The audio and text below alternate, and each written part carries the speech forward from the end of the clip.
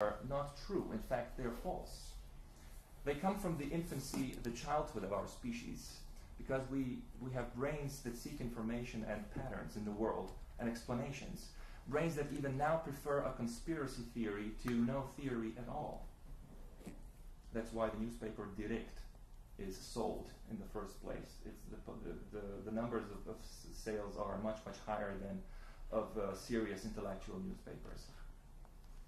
And in some instances, we're right to seek in this way, but explanations had to be found for things at the time that seemed to be inexplicable.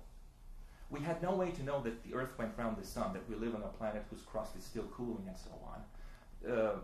So God had to be inferred from all this. If you are the Pope and you say who may read what and how many holidays must be observed, how many disciplines must be followed, are you seeking power in the hereafter or now? Well, it's obvious that we're talking about its temporal power in the here and now. And of a very dictatorial kind, I might add, an absolutist kind. A kind which is not open to the ordinary challenges. I remind you of the divine right of kings, for example, which you could challenge at the risk of your own death and be told that you risk your soul for eternal damnation. It's a powerful instrument of secular discipline. Everyone can name his favorite example of how and where that kind of tyranny over the mind as well as the bodies of men was exerted. If you think about it, you may be an atheist and wish that there was a God who loved you and took care of you. It's possible, but he has decided that there is no evidence for it. However, it's very fortunate for us that all of this isn't true, because if there was a supervising creator who took personal interest in your life, what you would have from the moment of your conception would be a permanent, inescapable, unchangeable, unchallengeable rule which would involve round-the-clock surveillance of every waking moment of your life. It would mean the abolition of any privacy in your life, in your mind and in your most private thoughts. The most complete form of totalitarianism ever imagined.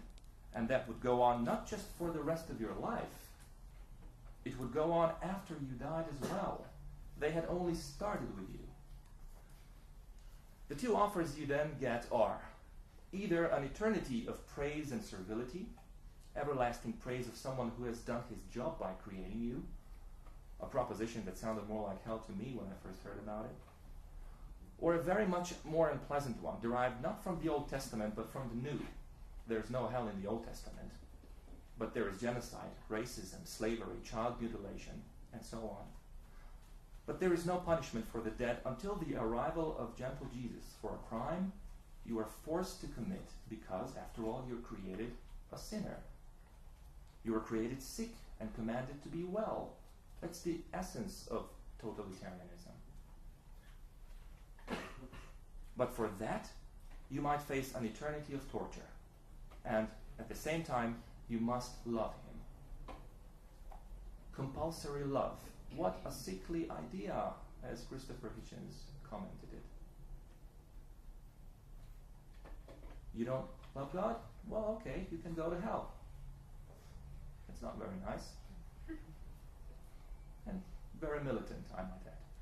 So I think this is a horrible proposition, and those who wish for it are wishing for slavery and servility, for the abdication of their own responsibility, for the dissolution of their minds, and the abolition of their individuality. The U.S. National Academy of Sciences has declared that there is no conflict between science and religion, and that they ask different questions and represent different ways of knowing. Well, they don't. For example, Harris points out that every religion is making claims about the world. If Jesus came down under the clouds like a superhero and he would show us his magical powers, Christianity would instantly become science. Take this idea that religion and science are mutually compatible and now broadcast this idea on the debates about stem cell research.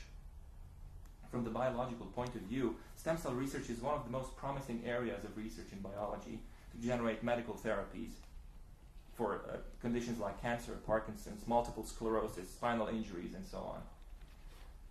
Any scientist will tell you that this is what we should be doing. But no, the concern comes from the religious point of view, and they say that we have to destroy 3-day-old embryos to conduct this research, and the ethical debate has to stop right there. Why? Because embryos have souls. They believe they have souls. It's merely asserted from the religious point of view that they have souls. Do you have souls in a petri dish? We never have to go into the details because faith stops the conversation automatically. All of us, including atheists who don't believe all this, all of us have to respect such propositions. That life starts at the moment of conception, whatever that means. Perhaps it sounds too scary to destroy a human embryo, but a 3-day-old embryo consists of 150 cells. They are arranged in a sphere. There's no brain, no nervous system. Well, maybe 150 cells sounds a lot, but there are 100,000 cells in the brain of a fly. It's not enough that to say that they are potential human beings. Given the advances in genetic engineering, every cell in the human body is a potential human being. So every time the president scratches his nose, he's engaging in a holocaust of potential human beings. Embryos in this stage can then split into two. Then you get a chimera. Then they can fuse at a later stage. So you have one soul splitting into two, and then two souls splitting into one soul. It's obvious that the arithmetic of souls doesn't make much sense.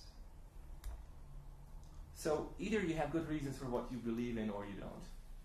Religious thinking means that the right of a potential, in this case, in the stem cell research, that the right of a potential human being is greater and superior to the right of the patient that urgently needs a transplant in order to survive. A parallel phenomenon to this is the damage done by religion in the field of education. The church is apparently feeling endangered and attacked just because biological explanations don't correspond to the biblical explanations. Dawkins points out, for example, that the currently most dangerous quasi-scientific dogma is intelligent design, cloaked as self-proclaimed alternative to neo-Darwinianism. Dawkins was attacked as a militant atheist. Based on the book's title, even many Christians who never read the book. But what does militant actually mean? Well, the dictionary defines it as any individual engaged in warfare or combat, generally serving as a soldier. Why was he militant? Because he dared to criticize religion. Remember Salman Rushdie's satanic verses? He was publicly sentenced to religious killing by the Iranian Ayatollah Khomeini, who issued a death fatwa, a death sentence, and he had to flee his country for the crime of writing a novel. There is concern that the atheists don't have any morality, as we have heard. This fear, however, is a non sequitur. The conclusion doesn't follow from the premise. Again, I have to say that this kind of mentality is factually wrong, because it degrades human beings and insults us in our deepest sense. Evolutionary theories of morality, for example, those by De Waal or Mark Hauser, show substantial evidence that morality is an innate faculty, especially of the primate mind. The golden rule, for example, is universal and much older than all the three monotheisms. Experiment studies confirm cognitive holism and the universality of religion in all cultures, because religion is a natural and cognitively holistic phenomenon like vision, where several domain-specific brain modules are at work. Science has been pointing us in the position many of us have had all along, that religions are different interpretations of the same untruth. In this sense, religiosity is natural, as Dan Dennett formulates it, but to say that because something is natural, and that it is because of that moral, is to commit the naturalistic fallacy. Is does not imply ought. That's why we must reflect religion without avoiding the taboo to criticize ideas. That could be achieved by taking out controversial elements like the dogma of the sanctity of life, as I've mentioned before. However, due to the fact that religion has made its viewpoint absolute by calling it dogma or God's word, religious criticism will not stop for the same reason that the criticism of sexual oppression, racism, or slavery didn't stop when it began and still hasn't stopped to this day. The cry of the oppressed